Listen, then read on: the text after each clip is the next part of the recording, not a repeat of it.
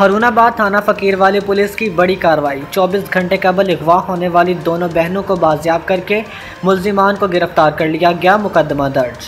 मलिकपुरा के रिहायशी अल्लादिता की दो बेटियां 14 साल समन 11 साल सानिया को घर से वरगला कर मुल्जिमान मोहम्मद अहमद बनशाह और मोहम्मद अहमद रजा ने अगवा कर लिया।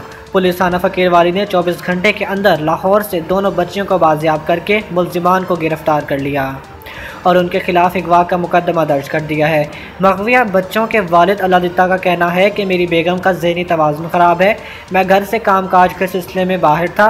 दोनों मुल्ज़िमान ने मिलकर मेरी बच्चियों को अगवा करके लाहौर ले गए। तफ्तीशी अख्तर का कहना है कि मुद्दई की दरख्वास्त पर कार्रवाई करते हुए हमने 24 घंटों के अंदर मुल्ज़िमान को गिरफ्तार किया और मगविया बच्चों को बाजियाब करके वालिदैन के हवाले कर दिया है। मुल्ज़िमान के खिलाफ ज़ेर दफ़ा 365 मुकदमा दर्ज कर लिया गया है।